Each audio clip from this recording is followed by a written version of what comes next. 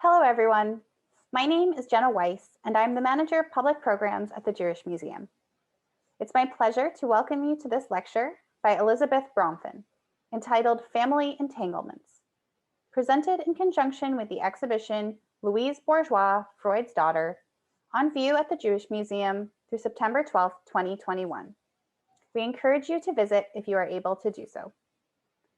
The Mildred and George Weissman program has been endowed by Paul, Ellen, and Dan Weissman in honor of their parents, and we are grateful for their support of the museum's programming. Now I would like to briefly introduce our speaker, Elisabeth Bronfen. Bronfen is Professor of English and American Studies at the University of Zurich, and since 2007, Global Distinguished Professor at New York University.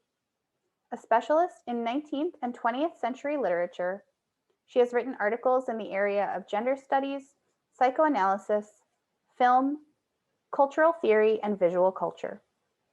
It is my pleasure to welcome her to begin this talk. Hello, everyone. Let me begin my presentation of Louise Bourgeois' debt and tribute to Freud's psychoanalysis with a work that explicitly references the psychic illness with which he began his own exploration of the unconscious and the return of the repressed, namely Bourgeois' statue cast in bronze with a polished golden circle that she called Arch of Hysteria. Here we see an excessively arched male body forming a circle, the hands almost touching the soles of the feet. The body is floating in space, suspended in the air by a wire thread. Extreme tension and perfect balance flow together. Now, to understand the refiguration Bourgeois offers in her sculpture, it is important to recall that her point of reference are the performances of predominantly female hysterics in Jean-Martin Charcot's clinic, the Salpêtrière, in late 19th century Paris. The Arch of Hysteria, furthermore, has not only become a famous example for the medical iconography associated with Charcot's clinic because these performances were recorded and documented by photographers at the time. Charcot was also a medical showman, and he documented these patients' performances during his notorious Tuesday lectures, where he asked them to perform not just this Arch of Hysteria, but several other poses. The arch, in turn, always came, and it came as the culminating point of a hysteric attack. According to Charcot, which is why he asked these hysterics to perform for his students and other visitors, this somatic expression of intense emotional and psychological pain was an example for how patients possessed by traumatic memories could overcome bodily restrictions, which is to show that they were no longer in their normal bodies, but were exhibiting something else. But it's also worth recalling that these hysterics were in fact hypnotized by Charcot and his helpers, so that during the Tuesday lessons, but also while they were being photographed, it is unclear how authentic these performances actually were. And in fact, the Arch of Hysteria was found only in his clinic. But it's also worth noting that in the audience were artists and stage performers, including Sarah Bernard, who subsequently came to imitate precisely these hysteric poses, though never the entire arch, in her own theatrical impersonation of melodramatic heroines on the Parisian stage, and this in turn influenced the surrealists. Furthermore, at a certain point, Sigmund Freud himself was also among the audience. And while his hysteric patients in Vienna never performed this particular arch, what would subsequently influence his work in psychoanalysis was indeed something that he encountered during his stay in Paris, namely the transformation of traumatic experiences into a bodily performance of pain, and a performance that was aimed at an audience, be it the other family members, or at him, the doctor, called in to cure this family of its drama. Now, the refiguration which Louise Bourgeois offers of this image formula of hysteria not only entails a reversal of gender, because she, of course, exhibits a male rather than a female body. Suspended from the ceiling by a thin wire thread, the appeal of her sculpture is primarily not a medical, but rather a formal one. The body traces a circle, calling upon our eye to wander from the hands all around until we reach the toes. Hovering between extreme tension and extreme relaxation, this geometric shape also captures a bodily feat. Everything is in perfect balance. Yet precisely because it self-consciously taps into the cultural persistence and afterlife of Charcot's body iconography as well, Louise Bourgeois' sculpture also draws into focus what is specific about the language of hysteria. So let me name a few of the characteristics. In general, the hysteric speaks with her body because she has no other way to express her distress, which is to say she has no other language at her disposal. In the case of Charcot's work, whether willingly or compelled, his hysterics came to be treated like sculpted bodies in a tableau vivant, reenacting psychic material in a different medium, namely in that of their exposed bodies, subjected to the view of the clinician and the camera. An articulation of these symptoms, in turn, is always compelled. The hysteric can do nothing other than speak with her body. That is her way to express her desire and her pain. And it is precisely this entanglement between the somatic and the psychic, but also pain and pleasure, which serves as the point of connection to Louise Bourgeois' work, given that she too is concerned with an affective embodiment of psychic distress in another medium, in her case, of course, not in the performance of her own body, but rather in sculpting it in many different other media, whether this be steel, bronze, fabric, glass, rubber, wood, or thread. As already mentioned, Freud visited Charcot shortly before he began his own work with hysteric patients. This led to the publication of a set of case histories together with Joseph Breuer entitled Studies on Hysteria. Given the significance of hysteria for Bourgeois' own work on and with psychoanalytic thinking, it's worth recalling a few further points about this psychosomatic illness.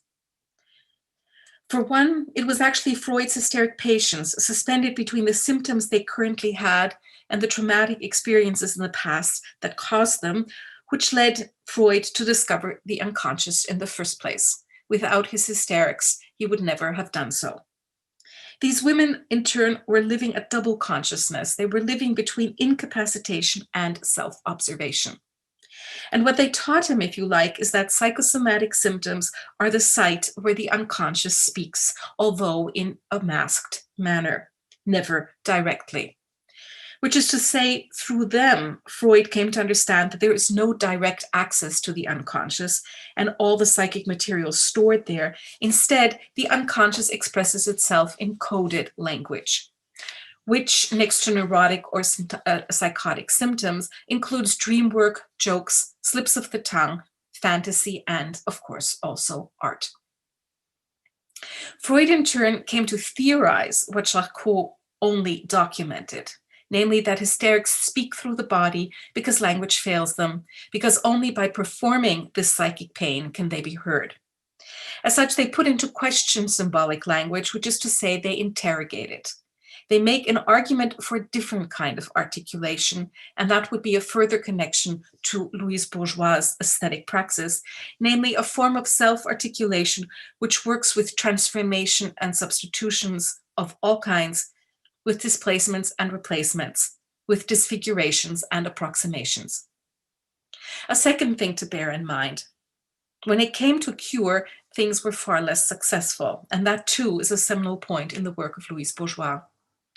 Freud was forced to recognize that his hysteric patients were not only resilient in sustaining their malady, they were also incredibly creative in countering any attempt at designating a simple solution to their problem. Indeed, Freud would turn to self-analysis, which then ultimately culminated in his famous interpretation of dreams, precisely because he was forced to recognize that with his hysterics, no closure could be found.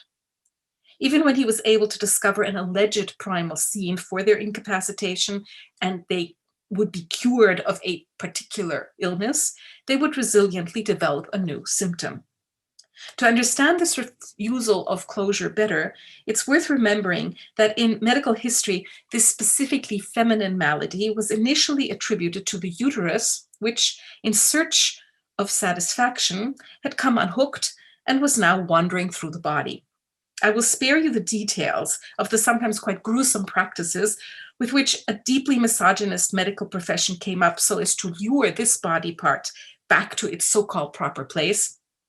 More important is the fact that hysteria was from the start understood to be a mysterious illness because those suffering from it had no concrete organic lesions, only bodily and emotional symptoms. And these ailments were Freudian, shifting to new positions in the body, constantly transforming, and as such comparable to a chameleon. Now, for the transformation of this illness into Louise Bourgeois' aesthetic practice, it's important to remember that it is precisely this Freudian aspect of hysteria, which can also be seen as an expression of creative vitality. The development of ever new symptoms is sustained by the hope that a satisfaction can be found for what brought about the psychic distress in the first place. Otherwise, why would one keep looking? At the same time, this does, however, mean that what is put into question when no closure to a case history can be found is the idea that there could be a completely satisfactory solution to discontent. Instead, while Desterre believes that happiness is attainable, she also insists that this search must remain an ongoing process. The loss and betrayal at the heart of her family broadcast is more than any one event and more than any one scene. It is overdetermined. And this is precisely the point Louise Bourgeois calmly appropriates for her own psychoanalytic process when, in an essay called Freud's Toys, she writes, "To be an artist involves some suffering. That's why artists repeat themselves, because they have no access to a cure. The need of artists remains unsatisfied, as does their torment." However, there is a further point of connection between the language of hysteria and the work of Louise Bourgeois. Traditionally, hysteria was not only seen as the feminine counterpoint to melancholia. In his early writings on these psychosomatic disturbances, Freud privileged the notion of a traumatic origin. Many cases, he found, could be traced to experiences of death and with it to the sense of abandonment, of irretrievable loss, of vulnerability and existential woundedness. This is the reason why in my own work on the aesthetic appropriation of the language of hysteria, I wanted to get away from Freud's subsequent tendency to privilege the sexual history of his patients. Instead, I suggested the navel as a critical trope for the scene of a more primary castration, for the scar of a cut that remains forever visible, more democratic than the phallus, and, most importantly, drawing into focus the trauma that comes along with birth. Because this is precisely the correction of Freud, which Louise Bourgeois offers when she writes, "Castration complex in women, separation or abandonment, relation with the previous one but distinct, to be stolen from or devoid of what you own, active, to be separated or abandoned by a supported father or mother as in mourning, anger, reaction to a vacuum or a hole, to have been gypped." So to conceive birth as abandonment, but also as theft of a primordial whole, is a dominant theme in Louise Bourgeois' rethinking of psychoanalysis. In the drawing La mère a coupé le cordon, the mother cut the cord, we see a headless mother cutting the umbilical cord with two scissors as though she were repeating the violent gesture twice. She's in command of this castration, as the writing at the bottom of the drawing suggests. The eye in the scene is the infant, whose oval face is reduced to a pair of eyes. The one cut off, la coupée, the one who is wasted, la déchée, who falls, qui tombe. These are the letters at the bottom of the image. As Bourgeois notes in a diary entry, the abandonment. I want revenge. I want tears for having been born. I want apologies. I want blood. I want to do to others what has been done to me. To be born is to be ejected, to be abandoned. From there comes the fury. Now, one could say this fury, this desire for revenge, which we read over and over again in Louise Bourgeois' diary entries, is, of course, not only the source of her psychic torment, but also the catalyst for a creative force and for a touch of nostalgia. On the cloth sketch, "Do Not Abandon Me," the infant hovers over the mother just before the act of partition. The appeal voiced in the title of this piece explicitly equates abandonment with denaveling, even as the drawing shows us what is inside and outside simultaneously. The transparent jar that encapsulates both figures while placing them on a fenced-in stage to which a set of stairs leads. This is a refiguration of the womb, a scene of union imagined, however, after the cut, and thus is a belated fantasy. We know the appeal will have been futile. The minute we are able to formulate a fear of being abandoned, we are already abandoned. This is one of the psychoanalytic insights I find in Louise Bourgeois' work. In our desires, our aspirations, our frustrations, we're always circling around a primordial wound, a loss that cannot be forgotten, a loss that must be remembered, a loss that can never be overcome. This knowledge is traumatic not only because it recalls an originary castration, but also because it puts into question any notion of plenitude or sustained happiness. To me, the wall relief with the title "The Trauma Colors" offers precisely this line of thought. The 5 bulb-like shapes revolve around a protruding circular shape, which I can't but see as a navel. Let me now address 2 further aspects of the language of hysteria, which are also seminal to Louise Bourgeois' psychoanalytic thinking. Given the frustration medical doctors had with his protean malaise, for which no bodily lesions but only symptoms could be found, they came to call it much ado about nothing. Nothing, a naught, a sign of unimportance, a mere simulation, the letter 0 marking a non-number, but also the nothingness of existential philosophy, and finally, the lack attributed to female genitalia. These various shades of the word nothing suggest a fundamental ambivalence. Nothing, like the circular shapes of trauma's colors, marks an absence, delineates a vanishing point that both is and is not something, immaterial but a fundamental consequence, calling up the fragility on which human subjectivity is based. It is precisely the ungraspability of trauma, the nothing about which the hysteric makes so much ado, that brings in yet a further element of Louise Bourgeois' psychoanalytic thinking. As Freud noted, hysterics suffer mainly from reminiscences. The past, so inconsequential and immaterial to others, is also of utmost importance to Bourgeois herself.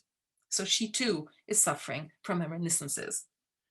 The traumatic scenes she retrieves and reworks in her sculptures and drawings are, as she puts it, and I'm not quoting her, the devastating effects of emotions you go through. Emotions having to do with wanting, giving, but always also anger, wanting to destroy. These intense emotions are valuable to her as the source for an act of formalization that transforms them, making them shareable. As Louise Bourgeois also notes, every day you have to abandon your past or accept it, and then if you cannot accept it, you become a sculptor. But could we not also reformulate this and say, if for her the past is never over, then because she must not be able to abandon it. Her work is predicated precisely on repossessing memories of loss, abandonment, and betrayal, so as to work these emotional intensities into aesthetic shapes. While, as she puts it, the past keeps knocking at the door until it's admitted, reworking the drama of her family entanglements also entails a liquidation of the past. What, of course, distinguishes Louise Bourgeois from Freud's hysterics and what makes her his daughter instead is that by retrieving the past, she can possess it. She can own her entanglements, as we see in the wall relief Torment. Here too, we find a figure, an embodiment of her tormented self, suspended, in this instance, from a complex string figure. To begin to untangle the anguish that haunts you, thus we read in capital letters below, you must begin at some point to unravel that which holds the torment together. However, what she came to do in her art was to retrospectively re-entangle herself in the daughter's complaint against a betrayal of trauma experiences, a childhood which she subsequently claimed never lost its mystery, never lost its family drama. In the piece Child Abuse, she writes, "Everything I do was inspired by my early life. My works are reconstructions of past events." So if on the one hand, the past becomes tangible in her works, on the other, and therein lies the conundrum, these sculptures are also created in order to forget the betrayals of the past, to defeat this past. But this also means if the past is to be forgotten, it must be relived first, and with it the torment contained in it. As Bourgeois also notes in an entry, it means in short that the past, although I'm intensely interested in it, is in fact far from being pleasant. Or put another way, like her parents who repaired the damage on old tapestries, her art seeks to restore the fissures in her family drama by converting painful reminiscences into narrative strands aimed at psychic reparation. As she recalls and reworks the string figure that is her family drama, her emotions are neatly divided between the two parents. In a diary entry from the 12th of March, 1953, she writes, "Depression is connected with my father in the psychoanalytic situation. The rage is connected with my mother." The attributes of both parents are also clearly delineated. The father, whom she accused of not having offered her enough protection, is emotional and unreasonable, while the mother is patient and reasonable. Her own ambivalence, in turn, stems from the fact that she felt she had to please them both, even while disapproving of her father's adultery and feeling an intense jealousy of his mistresses, especially her English tutor, Sadie. Indeed, in the narrative she retrospectively spins, she's very much like Freud's famous patient Dora, because like her, she too is a pawn in her parents' marital drama. Yet when in her art, she turns her family entanglements into a case history, which she can refigure ceaselessly, she's both the agent and the target of the destructive force she unravels. As she puts it, aggression and guilt back and forth, rather rage and guilt, descending progression where the rage against the other turns into a rage against myself. And yet, it isn't just past betrayals with all concomitant sexual confusion which Bourgeois seeks to unravel. Rather, the trauma of abandonment, which threads its way through her work, is thought very often in relation to death. As she repeatedly claimed, this obsession with death began when my father enlisted in World War I and has remained active ever since. It was in turn the death of her mother in 1932, which got her to abandon her studies of mathematics and philosophy at the Sorbonne and to turn to art instead. Then, when her father died in 1952, she says she lost her equilibrium so completely that she felt compelled to seek psychoanalytic treatment. Again, the roles are neatly ascribed. The loss of the mother engenders artistic creativity. The loss of the father compels her to turn to psychoanalysis.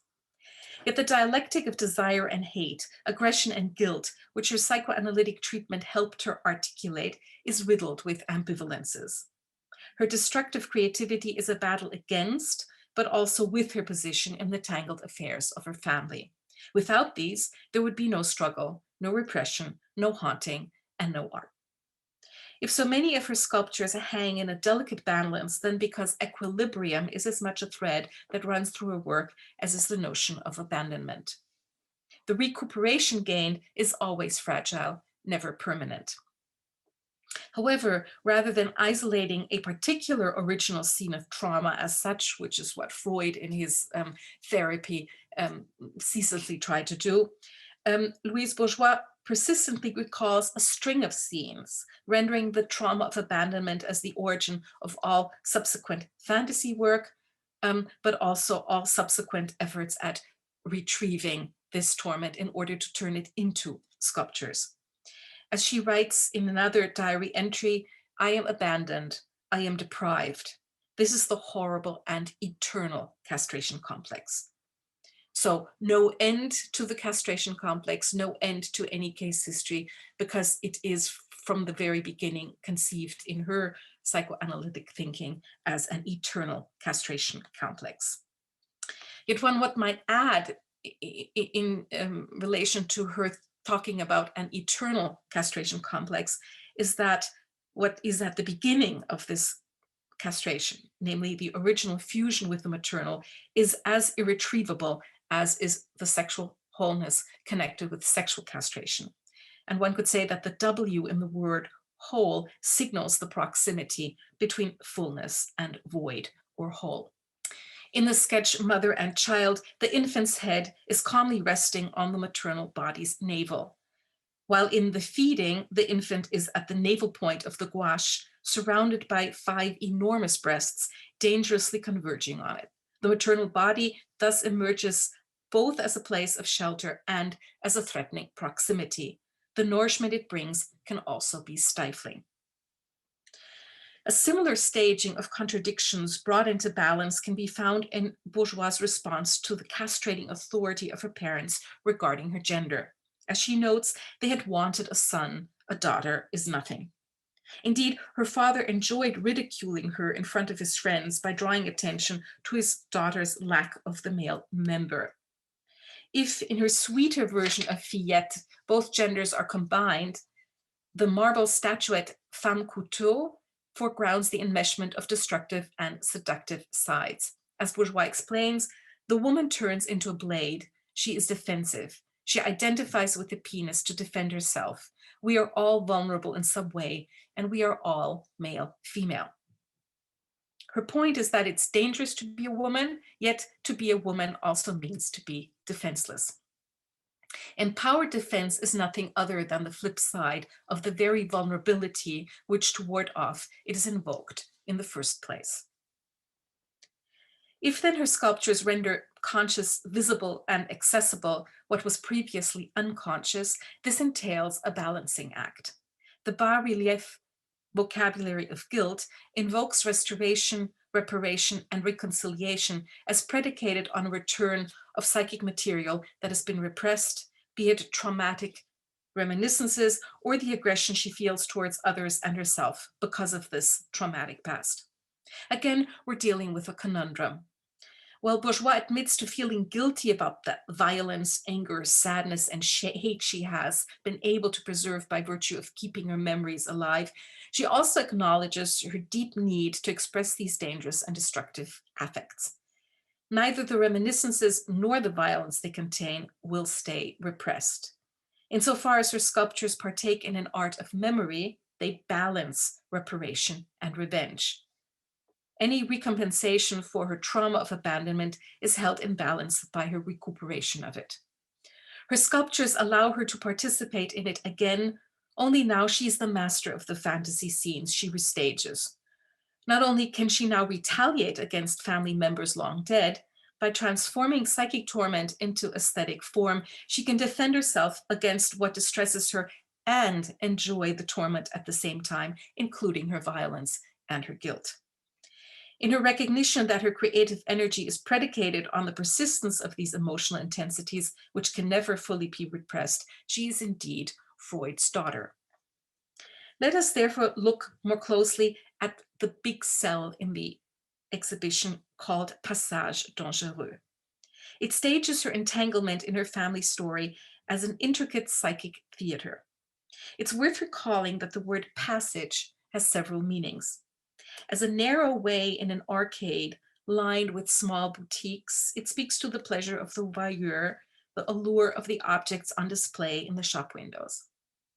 As the process of transition from one state to another, it speaks to the work of memory, moving into the past and back again into the present. But passage also refers to a cognitive process, moving from being tormented by reminiscences to owning and mastering them. Now, Passage Dangereux, or Dangerous Passage, stages various scenes of the eternal trauma of abandonment from which Bourgeois' sense of fury and rage comes. The objects arranged in each individual chamber speak to the psychic wounding of her family entanglements, allowing her to revisit these scenes of torments over and again. As such, the cell also recalls the passage at work in psychoanalysis, transforming a situation of passive suffering into active acknowledgement. As in an arcade, there's a central corridor in the cell with mesh-covered chambers to each side, and in these, objects have been assembled, all of which contain associations for the family drama being narrated or staged. You can either enter the corridor and walk around, or you can look in from outside. A white plaster breast hangs from the mesh metal wall at the entrance, guarding the threshold into this theater of memory. One chamber contains accoutrements of paternal seduction. 6 pairs of her father's starched white linen shirt cuffs placed on individual metal shelves, the name Bourgeois, which she has inherited from him, written on each of them. And on the bottom shelf, we find a bottle of Shalimar, her favorite perfume. In front of the shelves, a raw marble block with 2 carved rabbit ears pricked as if they were hearing sounds of danger. Clearly, they are alert to the seduction surrounding them. In a second chamber, we see a child's swing, which hangs suspended in front of a tapestry such as those that Louise Bourgeois helped her parents repair. The movement is arrested, the past frozen in time. Even more ominous is the scene in a third chamber, which aligns the maternal womb and the tomb. An abandoned wasp's nest, a coiling fabric element, a bronze spiral topped with a tiny round mirror, and a large plastic sphere filled with bones. A fourth chamber harbors a lone wooden chair with leather straps, suggesting incarceration and constraint, but also torture or perhaps experimentation, as we would have found in Charcot's clinic, the Salpêtrière. A fifth chamber assembles 4 chairs, 3 of which bear green glass globes. A dead fly is trapped in a liquor bottle shaped like a horse that hangs above them. Beneath it, a bronze bowl, both reflected in and refracted by 2 flanking mirrors. We are left to ponder, is this a waiting room, a room for meeting, or one for instruction? Finally, the chamber in which the assembled objects are most clearly positioned as surrogates for Louise Bourgeois' family members. In the center, a bare bed frame with 2 pairs of rods with cast metal feet simulating the sexual act. The hanging chairs above are not only witnesses to the scene of copulation, there's a roll-top desk suggesting the presence of her younger brother, while the prosthetic leg brace, also hanging from the ceiling, refers to her sister Henriette. And the mother too is present. There is on the floor a small spider sculpture, which is Bourgeois' insignia of the maternal. One can say for this cell, each chamber stages materializations of memory fragments, makes present again a scene of psychic damage. Each externalizes her inner psychic theater, transforms the passage in her personal therapy into a clearly demarcated aesthetic setting. A staged space, the scenes frozen in time. She and we can enter and re-enter the cell. The recuperation is kept suspended, never completed. As Louise Bourgeois has noted, while each of her cells deals with fear as an articulation of different types of pain, psychic, emotional, and intellectual, each also deals with the pleasure of the voyeur, the thrill of looking and of being looked at. Intimate yet exposed, each individual chamber, as well as the entire cell, contains personal memory objects reconstructed in a manner that they can be shared with us, the audience.